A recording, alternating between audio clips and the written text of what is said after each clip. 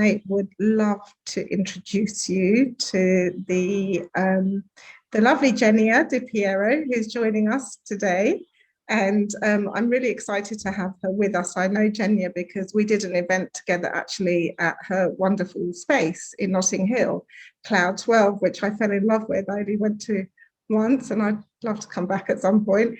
But and I'd met Jenya at that event, and I was kind of blown away with all her information on naturopathy and herbs. I was like, wow, this is a whole new kind of area of exploration for me. So it's very exciting. I'm really excited that you're here, Jenya, to talk to us about the healing power of herbs. So thank you for joining us and spending your Saturday evening with us. Jenya had an exam this morning because she's also training on homeopathy, and so I'm really, really grateful that she's here because she's done this like really big exam this morning. So Jenya, thank you. Some herbs and they sorted me right out. There you go. But I told her we're a friendly bunch of people and we'll just have a nice chat.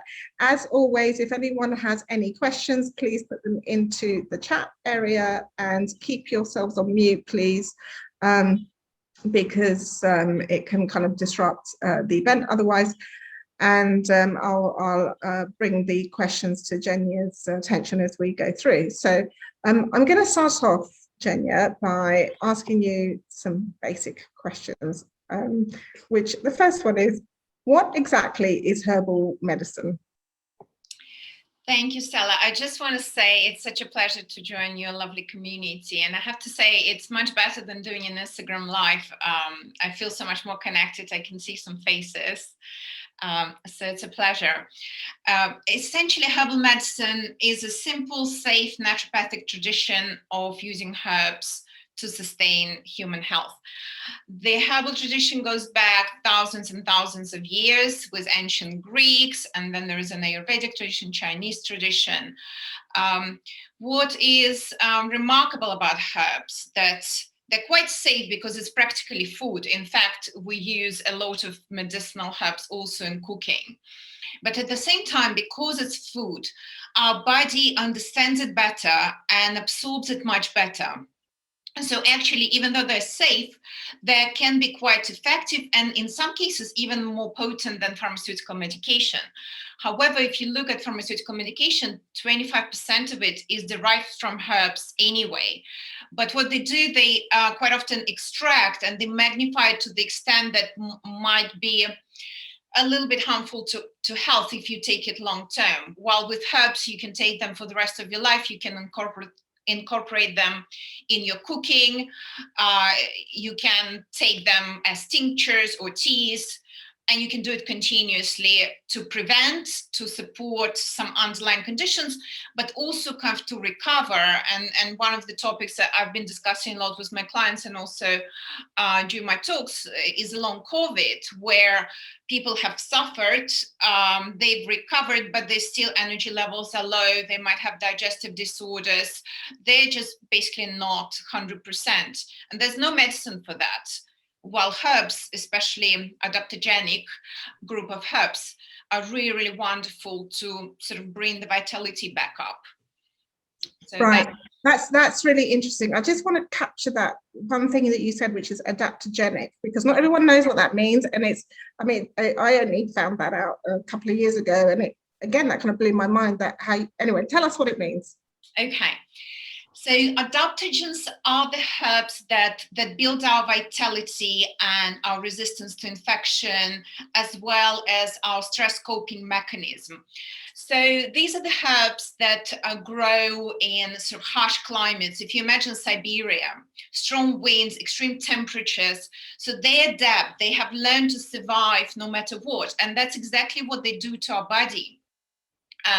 So they can be taken for, some weak immune system issues or low energy or inability to cope with stress. But what they do on top of it, they're actually very, very intelligent group of herbs. They don't up or down regulate you. they kind of normalize your levels. So they give you what you need. An example being Siberian ginseng. You can take it for chronic fatigue when you need to pick your energy up, but you also can take it when you're overly excited to come down. So it will work in a kind of normalizing way to give you what you need, and it will never overstimulate you. However, of course, adaptogens can be broken down into a few more categories, and there's actually a more calming adaptogen, which is ashwagandha with Venya. So that's kind of more used for stress and immune boost. And then there's an adaptogen called rhodiola, which is used as an immune boost, but also a little bit more stimulating. And then Siberian ginseng is kind of normalizing. So there is a wide spectrum, but a general definition of adaptogens is a group of herbs that builds your vitality and immunity and increases your resilience to all elements. So they can basically adapt to what you need them to do for you, and your body takes as much of that property in as it needs, right? Because in a previous session, we had a naturopathic nutritionist on, and she was using seaweed in one of the recipes that she was cooking for us.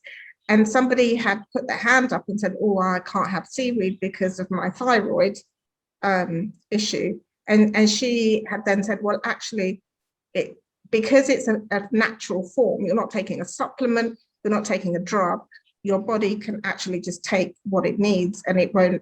Is that? I mean, I don't want to kind of second guess Candice because she knows what she's doing, but I just want to expand on that because that's quite interesting. I would agree with that. So if you've got Hashimoto's, essentially you shouldn't take iodine because it adds additional pressure on the thyroid. So, you know, anything in excess can kill you. If you eat 6 cloves of garlic, it's going to burn a hole in your stomach, you know. So in moderation and in the right context, taking it as food is fine. But when you take it a little bit out of context, so for example, very famous remedy aspirin, it's actually willow bark. So it's a herb which is safe, which is gentle, shouldn't cause any side effects. But because it's extracted and magnified, so in high amounts and taken long term, it will thin your stomach lining. It can create kind of bleeding and a few other not very beneficial side effects. While the willow, it will have cofactors to protect the stomach from those adverse side effects. And actually, it's quite interesting because they do trials on herbs, of course, and pharmaceutical industry, they want to put a patent on it, obviously, and you can't put a patent on nettle or something that grows and is available for free, right?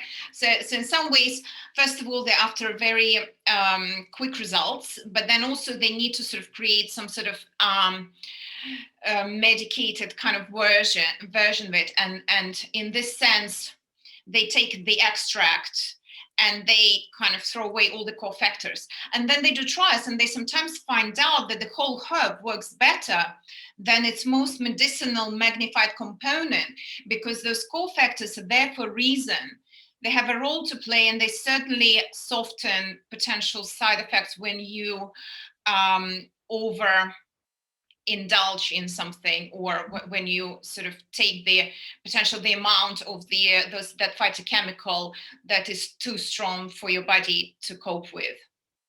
That's really interesting. So it's the cofactors, to take it one step further to what Candice told us, it's the cofactors that protect us, whereas the pharmaceuticals take that. It's so funny, isn't it? Like we're going almost back to ancient times, and we're going to the natural source. You know, because I'm not kind of bad mouthing pharmaceuticals or anything like that. I do that occasionally, but right now I'm not doing that because, you know, they've brought lots of great things for us too. But if we can go back to that original source, it's funny, you know, I'm here in Cyprus, my family's, you know, Cypriot, and all the old ladies are bringing out all their herbs still, and it's almost like we've forgotten that art of using natural ingredients to help our health. So yeah, it's great that there are people like you around to bring that forward. I think that pharmaceuticals absolutely have place in our modern world. Antibiotics do save lives, and what modern medicine is great at is for any acute conditions, of course, and all sorts of shocks and trauma and accidents, and also life-threatening infections. However, what they're not as good at are chronic conditions, because in chronic conditions, what's important is the cause of the problem. While the medicine most of the time can focus on the symptoms only, and problem doesn't go away. And I guess the problem in our society a little bit is that we're used to taking a pill, and we're used to quick solution.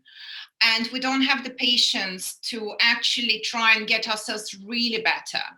And to get ourselves really better, it's about good food, it's about stress reduction, it's about love and care, it's about supplements and herbs, and also rest and sleep. And if any of these sort of pillars of health is broken, you can never be truly well. I can give you all the herbs in the world, but if you are insanely stressed, you actually won't even absorb them. So they want, and then of course you will have other dysregulations where the gut health cascades into immune health and so on. So I understand that it's a journey, because it's hard work. You need to change some of your lifelong habits, but in the end, you're going to get amazing quality of life. And actually, some of these things are quite simple. Like you're doing your breathing exercises, you're developing your lung capacity, you're getting chi into your body, and it can take 5-10 minutes. And it can completely turn around someone's health if, they have a lot of respiratory infections, so they're very toxic, or, they have all sorts of stagnation in their body, and they have low energy and low moods. And all of that thing you can fix with a 10-minute exercise. And once you've added those few little protocols, that is a real turnaround in your health. But sometimes adding 5 minutes to your routine is the hardest thing to do, because we're all, stuck in our ways. So we just have to keep reminding ourselves and trying it. And actually, lockdown was good for that, because everybody started doing loads of self-care, and they've discovered some of those simple healing strategies that really make a difference. Yeah, and I think it's great that people like you can just endorse that, because you'll make the effort and make the difference if you're convinced it does make the difference, and I think that's the key, because I guess the whole thing around scientific studies and what we're told through pharmaceuticals or through traditional medical channels is that this is proven to help you for this, whereas a lot of these practices that we're talking about, breath work and everything else, it's not we don't get that kind of endorsement, let's say, from mainstream medical channels or even mainstream media. So a lot of that is around that, and you've explained quite nicely that they can't be patented, so they're not going to be studied so much, but it's interesting. I'd have a question that's popped up before we move on. Can adaptogens or other herbs be taken over a long period of time at a therapeutic dose, or will it have side effects? Yeah, absolutely. They can be taken for a long period of time. So a lot of adaptogens are roots. And if you take a root, you really need to decoct it. So essentially you boil in hot water for about 10 minutes to extract some of the adaptogens. So borage, it's actually a European adaptogen. And Angelica archangelica, it's everywhere in the UK at the moment. Borage is just coming up. They can be taken as teas because they're leaves. And again, you need to infuse over 10 minutes.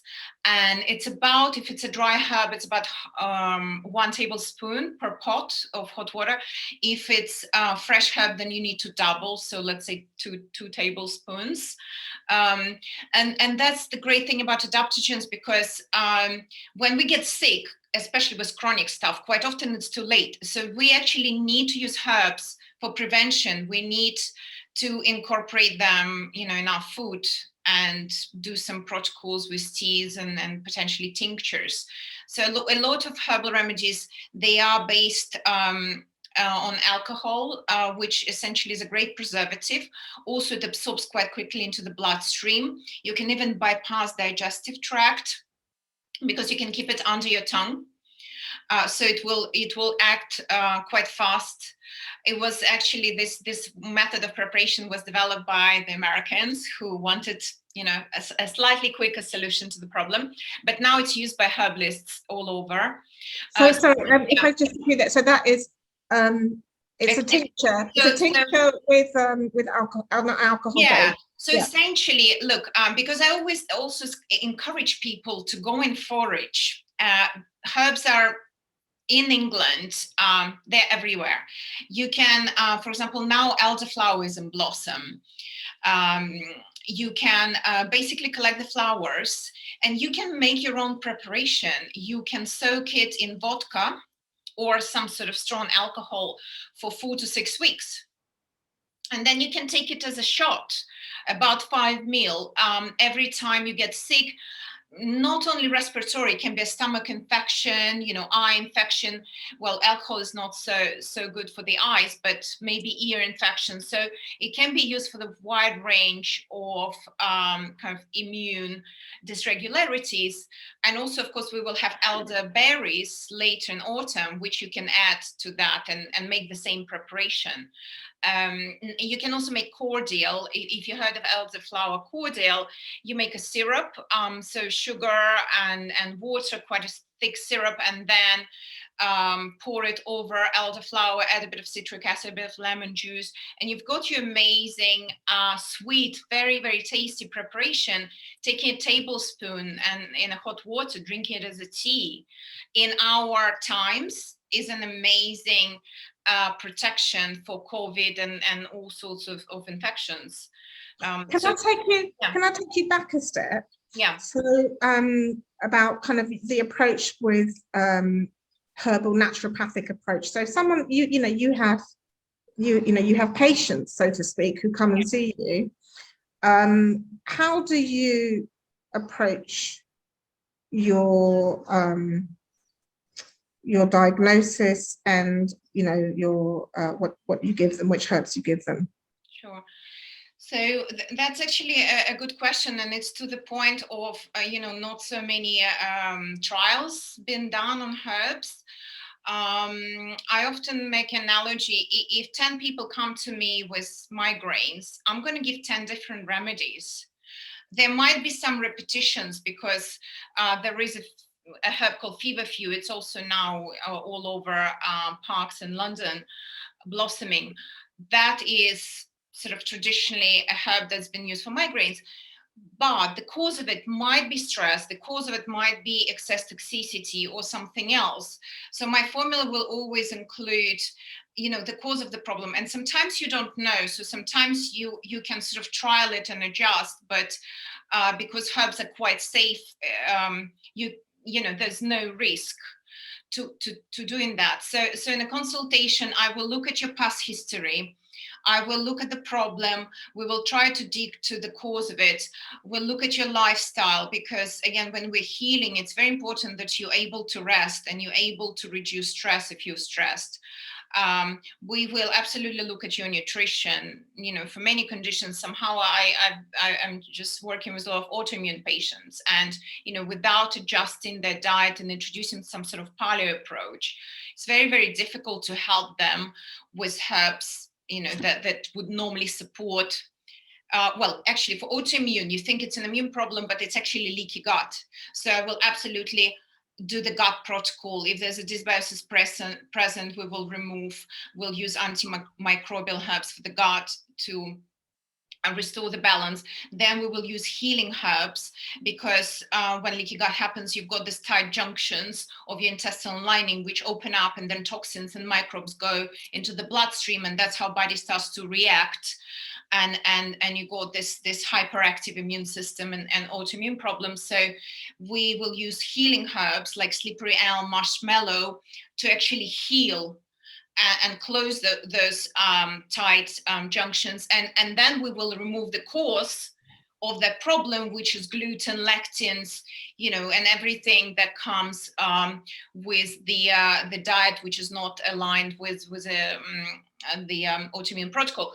So it will be a combination of all of those techniques. Quite often there will be lifestyle recommendations, you know, some mindfulness, visualizations.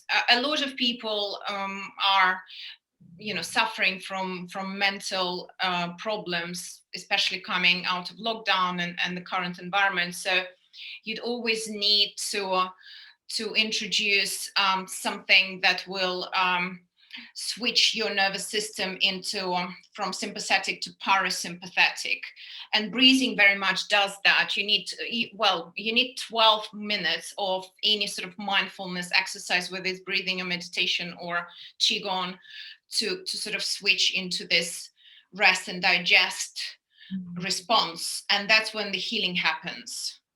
Yeah, we've covered that a lot with previous sessions and experts talking about, you know, moving into rest and digest phase, and it's so different to our, you know, previous. I don't know. Well, still a lot of people do that. Just take a pill quickly, get better, move back to, you know, the stressful way of living. So there's another couple of questions that have come in. Can herbs help painful joints, in particular knee joints? Yeah, absolutely. Again, I just had a case of rheumatoid arthritis, and that was very much adjusting the diet and working with the gut and sort of autoimmune. If it's just the joint pain, let's say from an injury, or there's a little bit of inflammation, the anti-inflammatory herbs that usually used for joints are turmeric, devil's claw, xanthox, and also one of my favorite herbs actually for joints and trauma or of the musculoskeletal system is comfrey. Again, grows everywhere. If you Google the picture, you'll see it in the parks and fields. So comfrey, actually in folklore language, is called knead bone.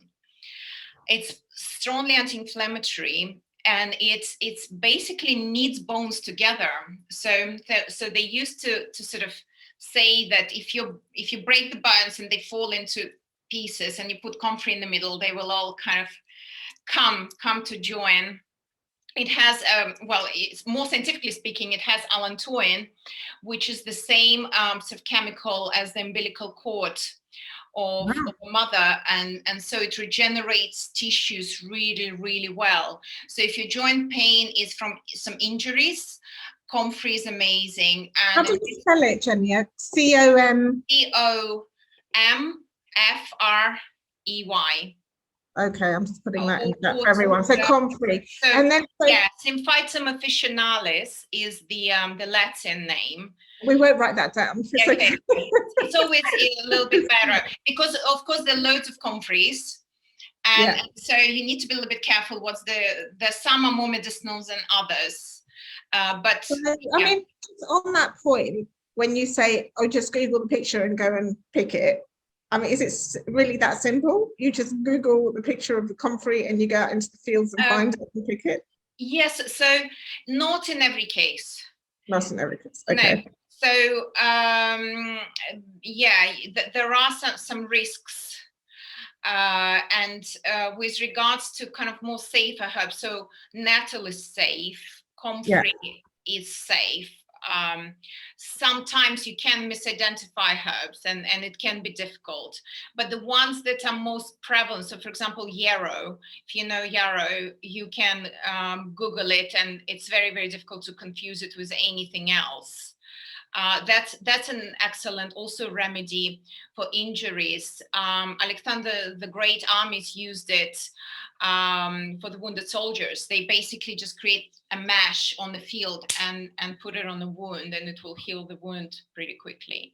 And actually, Sal, you mentioned before that this knowledge sort of disappeared from our society, and it's very much true in Europe, but actually herbal medicine is used by 80% of world population still as a primary source of medicine, which is primarily happening in China and India. but still, yeah, I guess my mission is just to communicate the fact that herbs are everywhere, all around us, and we can absolutely make and add them into food, or we can make medicinal tinctures. Of course, you know, if you have some complex problem, it's much better to go and talk to a herbalist or a naturopath. But for prevention and also just to kind of sustain health, you can absolutely go and pick your nettles. You won't misidentify them because they will sting you. Yeah. That's Wear a gloves. easy one. Wear gloves, yeah. Can I ask you about the like all of these, like comfrey and nettle and whatever? You literally pick them, you wash them, and you boil them and make tea out of them, right? Yes. So comfrey, I would actually buy something just because you need to apply it topically. If you have injuries, so I make this healing oil with boswellia, arnica, comfrey, ginger, and pepper. And essentially it's an oil, it's like a macerated oil. And I apply it topically on aches and pains and injuries.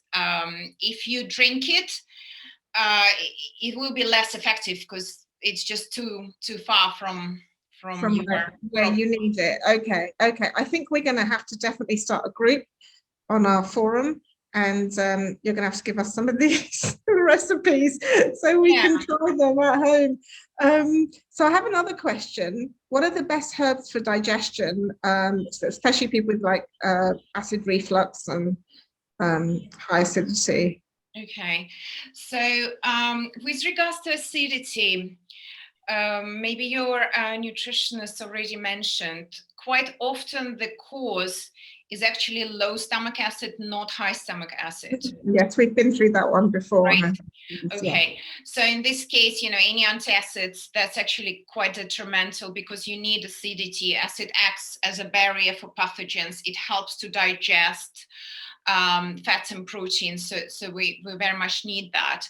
And actually, you need to build your acidity. If it's low, you need to build it with the help of apple cider vinegar, or even supplement with acid, even though it sort of feels acidic in your esophagus. And you can test it with baking soda test or a few other tests to understand whether it's high or low.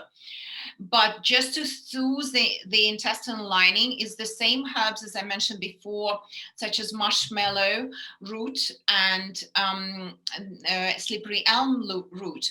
If you sort of mix them with water, or slippery elm bark rather, if you mix them with water, they will create the slimy solution. And you will actually, it's almost like a gel-like. And then you will almost feel like drinking it, how healing it is, how soothing it is for your intestinal lining. You can also drink aloe vera gel. Another herb which you can take in the tea form is meadowsweet or filipendula. And that herb is used for hyperacidity. So in my preparation, and also I use licorice. So in my preparation for reflux, I will have marshmallow root, slippery elm bark, licorice root, and meadowsweet leaf, all in one formula. And then, you know, I take it a few times a day to soothe the lining. So let me ask you another question. If you're not brave enough, or you're too lazy to go out and pick and forage yourself, where do you buy these herbs from? That's a difficult question because you need, well, in my opinion, you need to go and see a herbalist. Right, okay. And we actually started creating a few retail formulas at Cloud 12, just because, you know, there are some common complaints where people just want to protect the immune system, or they're highly stressed. As I explained, often it's best if you get an individualized formula, take into account all your issues.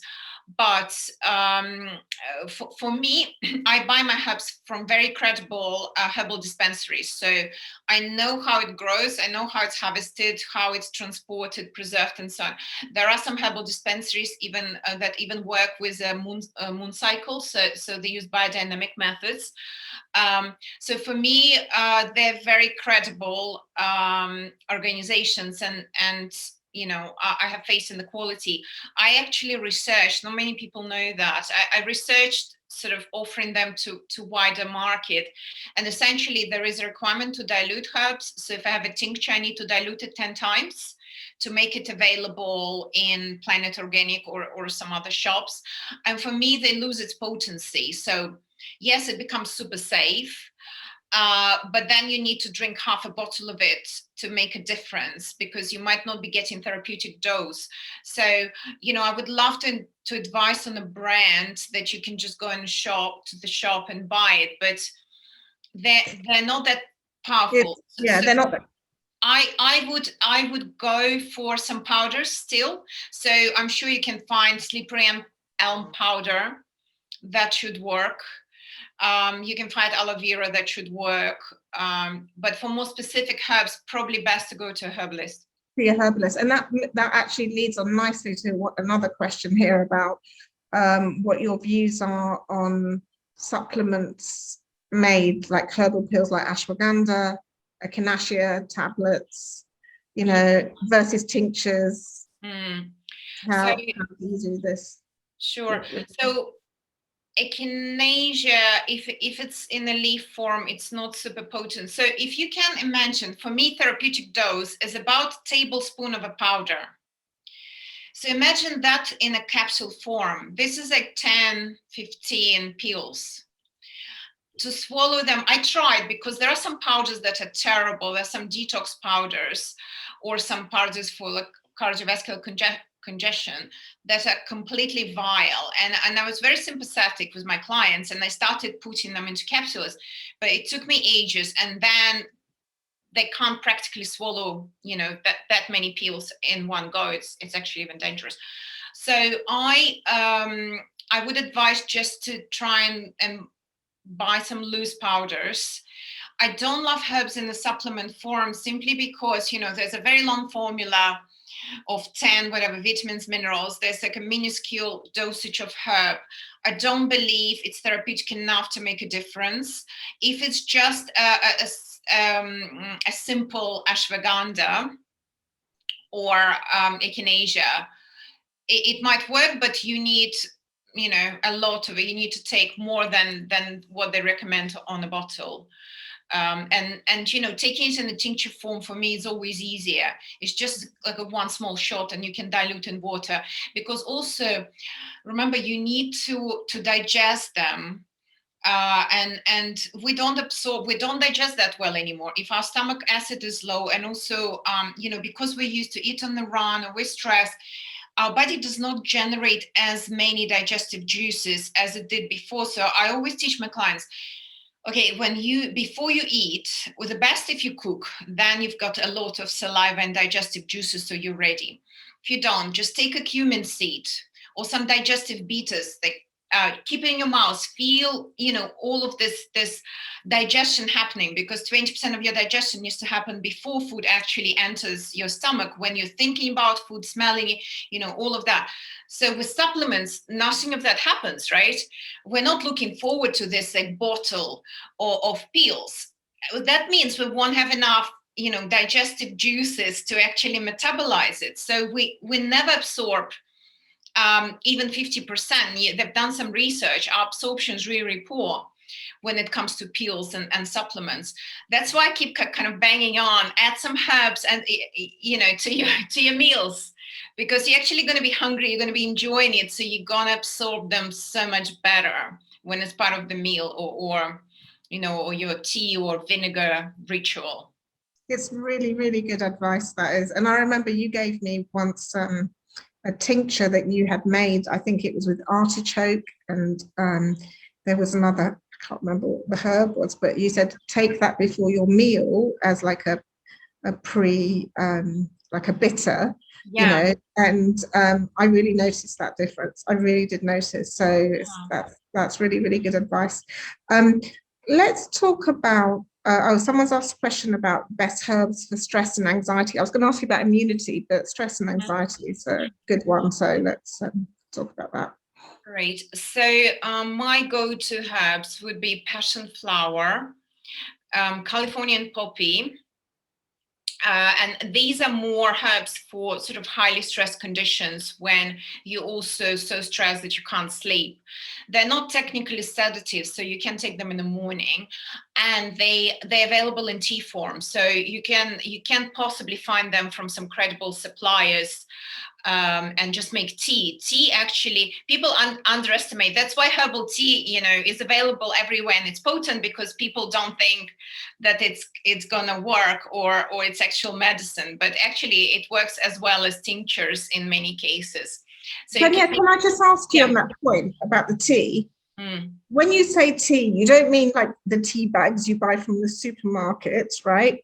You mean loose? Absolutely, tea yeah. that you buy. Which, give us some brands that you think. And also, just while we're on that point, I was thinking, like with the tinctures, Vogel are pretty good, aren't they? Or are they? They're good, but they're diluted. That's the problem. They have to follow that requirement of diluting 10 times.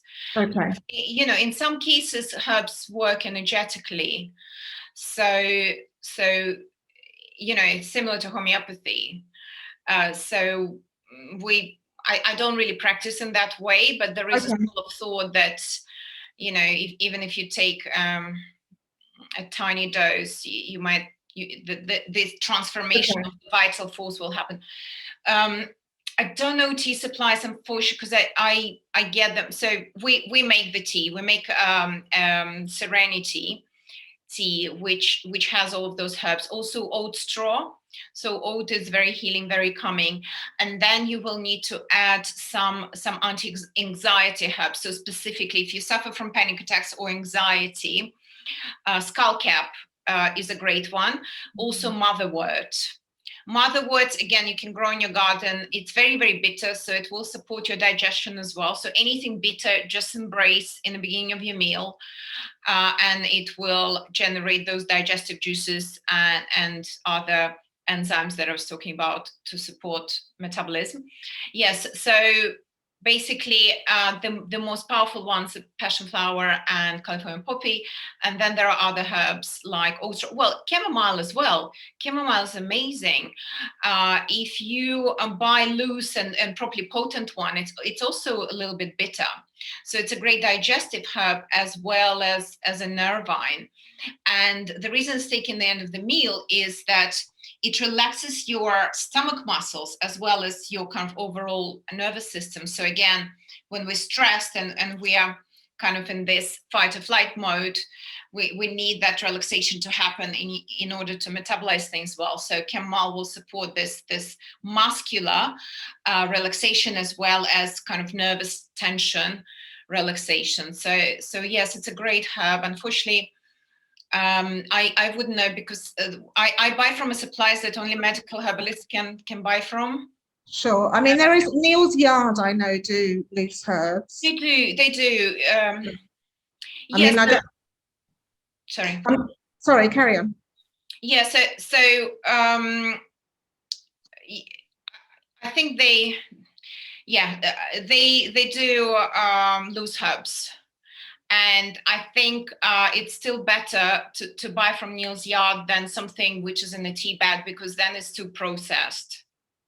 Right. Okay. But the best thing is to either go and see a herbalist or grow it yourself or go and forage it. Right? Actually, you know what? I'll do some research because there are good providers out there. I just never had to. Yeah, no, you don't know who they are because you get through. Yeah, and we make our own. We make an immunity boosting tea and Serenity. And well, we can tell people how to purchase those as well, right? So it's well right you now. Can put it on afterwards on the sure. Yeah. So so you do have your teas that are available. So let's move to the immune system since. That's super important. What are your go-to herbs for the immune system? So I already mentioned adaptogens, which are great. They're kind of overall supporters. And in that category, you actually have medicinal mushrooms. So your reishi, your cordyceps, your chaga. And by the way, many of these herbs have been tested in China for SARS. which is very similar virus. So there is some scientific evidence to support these herbs for their effectiveness for COVID and other viral infections. Medicinal mushrooms, they have this phytochemical called beta glucan, and it's quite interesting because our body actually reacts to it as if it's a foreign pathogen. So it sort of activates all of its armies, which are white blood cells, to fight it. And in this way, it sort of protects from potential infection. And the great thing about it, that you can just eat them. Again, you can make your maitake, shiitake. These are great mushrooms. You can make mushroom soup. You can make mushroom fritters, whatever. It's actually, their medicinal qualities actually grow from heat preparations. So in many herbs, heat destroys medicinal properties. With mushrooms, it's the other way around. And you need to eat them a couple of times a week. They also have amazing anti-cancer properties. So this is really a superfood that we actually should be eating rather than taking as a tincture or something else. Tell us again what those mushrooms are called. Yes, so the medicinal ones that are normally kind of in tincture form, or they're in a powder that you would maybe add into smoothies, this would be cordyceps, reishi, chaga. Chaga, actually, I know a supplier called Chaga King, and you can get chaga chunks to make tea from it. You actually need to boil, because chaga is actually, it's like a resin. It's very, very hard. You almost need to saw it off the tree. It grows on birch trees. It looks like this cancerous black coal kind of structure.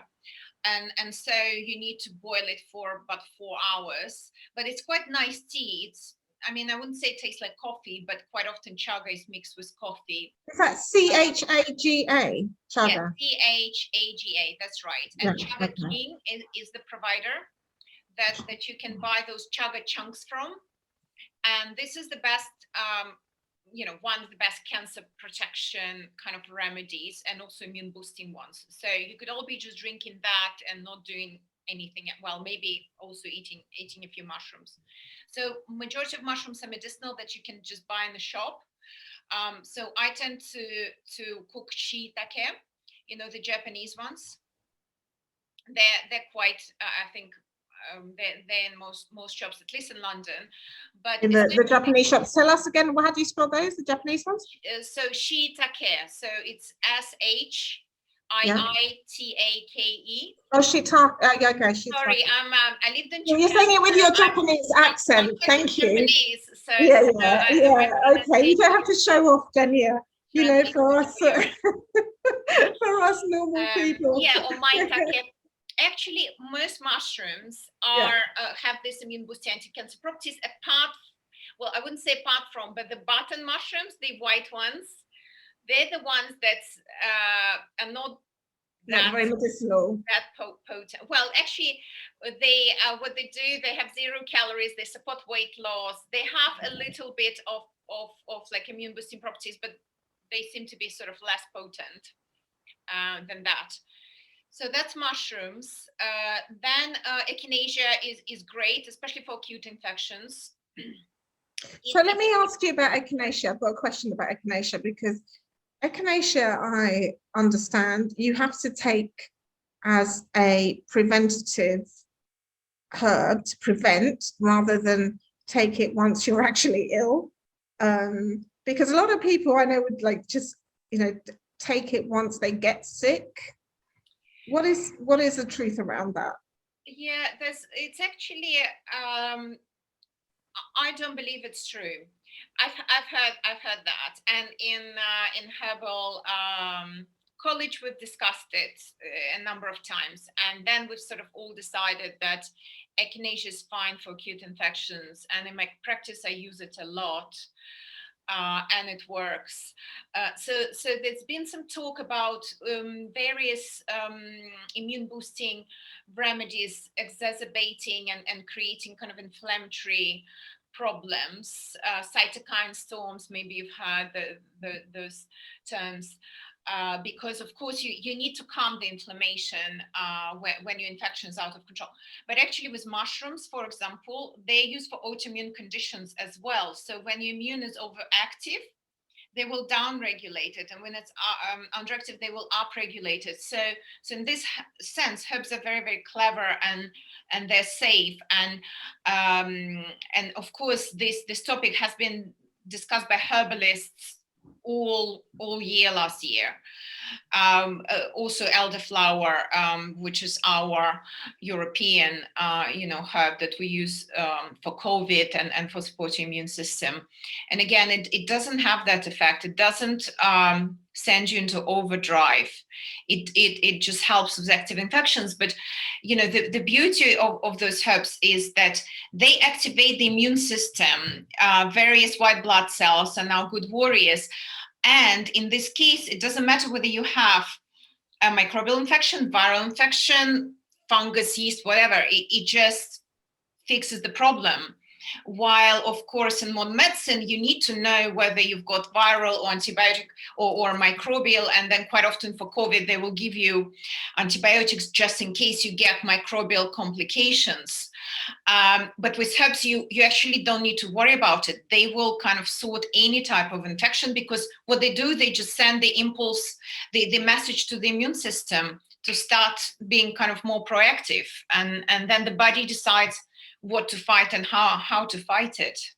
That's fascinating. Really is fascinating. So Echinacea, elderflower, either as preventative or even when you're ill and have some kind of viral infection, whatever it may be. Absolutely. Will work. So and elderberry for kids, it works really well. Echinacea, it might be a little bit strong, so when we're working with kids, we normally will give them elder or inula, which is elecampane. It's a respiratory herb for kids. And then the last one I want to mention, which has been researched in China extensively, is a Baikal skullcap. That's Baikal skullcap. So Scutellaria baikalensis, which is specific for COVID. Interesting. That's really interesting. How about garlic? You mentioned garlic earlier, not to have too much of it, of course, but what's your view on garlic? I love garlic. I actually want to advise you on the preparation. And I know you want some supplies, but I actually want you to make something at home, because it's just absolutely amazing. And it's easy because you just go to your grocery store. I actually, on Jenya Di Pierro on my Instagram, I have a recipe and even like a tutorial how to make it. There's a video, but you take apple cider vinegar, mother, which is with probiotics, so it's raw. Then you take horseradish, garlic, onion. You kind of shred it or grate it. And then you can add other respiratory herbs such as thyme, sage, rosemary. And essentially you soak this preparation for 4 to 6 weeks. So garlic is incredible. Garlic, onion, horseradish, they all have affinity for respiratory tract, although garlic pretty much deals with all infections, but they also have properties of thinning mucus. So when we worry about complications, that's often when there's a lot of mucus and it accumulates and the microbes kind of sit in our lungs, and then that's when we might get pneumonia and other complications. So they thin the mucus and they improve circulation. I actually once cured my mom of bronchitis, and I was a herbal student back then, and I still remember that because we were on a holiday in Spain. There was nothing available. So I took garlic and I sliced it and I put it on her chest. What I've forgotten to do, of course, is to put some oil or like a tissue or something else. So long story short, I burned her chest, but I cured her bronchitis. So essentially she had some marks for about 2 weeks. But garlic is so potent, you can even just apply it to the skin.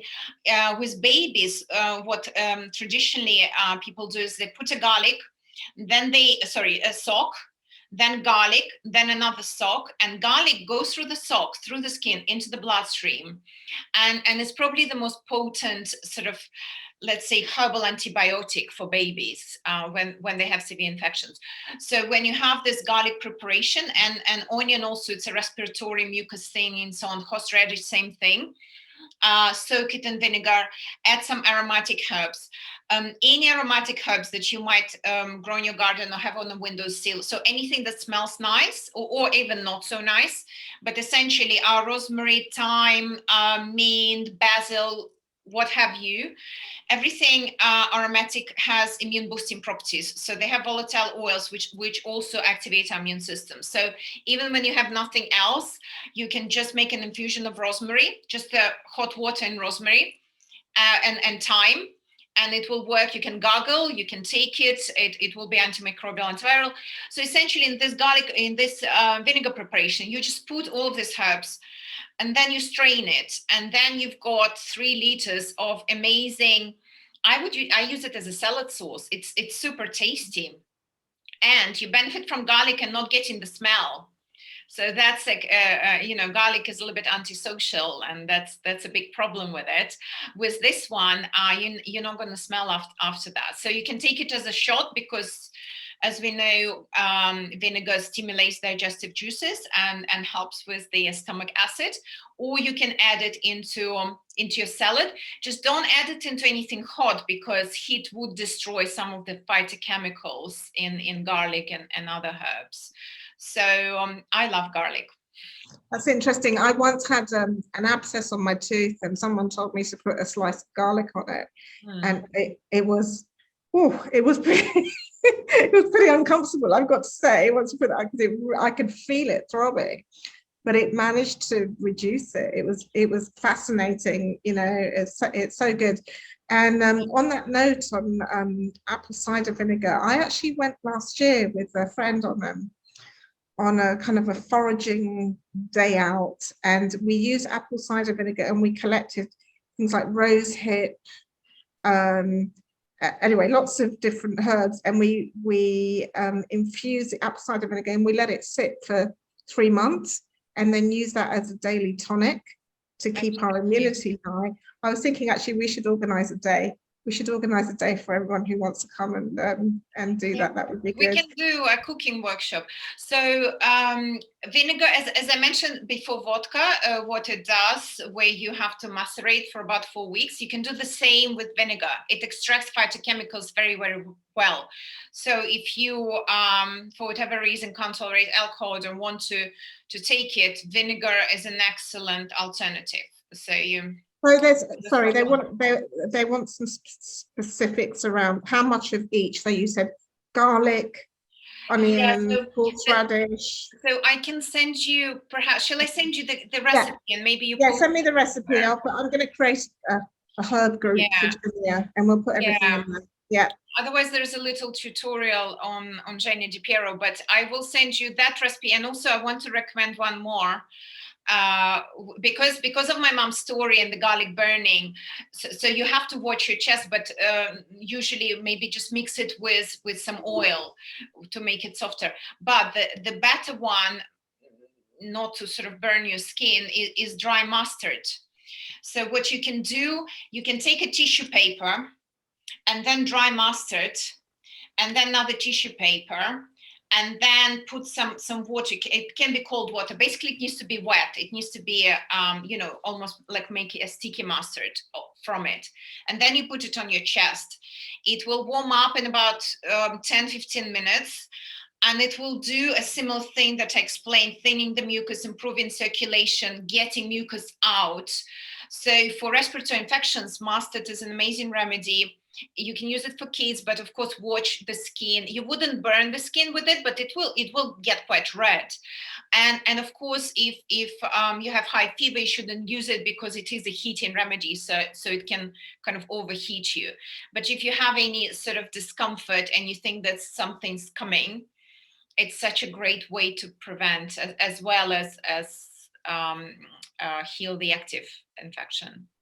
Gosh, Jenya, so much information. You're like an encyclopedia, you are. An encyclopedia, unbelievable.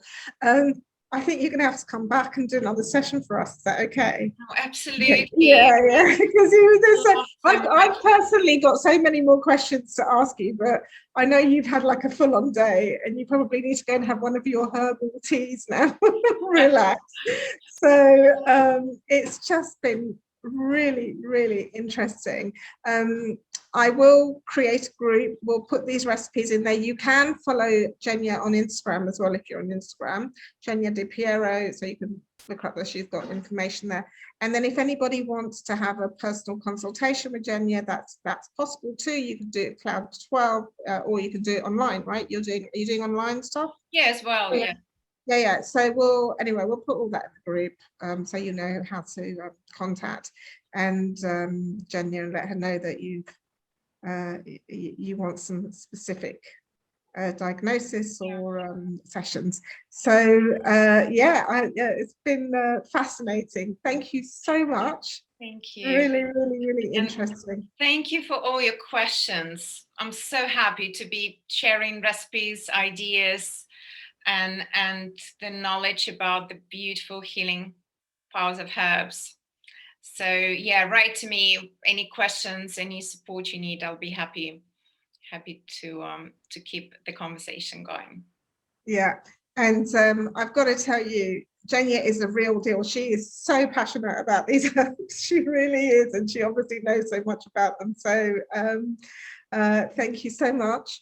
Thank you. Everybody have a wonderful week ahead, and we'll be in touch for next week. Next week we have some face and hand yoga. So that'll be fun. And well, I'll keep you informed of that during the week, but we'll follow up with this, and we'll create the group, and we'll start getting some conversation going with Jenya as well. So yeah, wishing you all a wonderful week. Lots of love and hugs to everyone, and see you soon. Take care. Bye.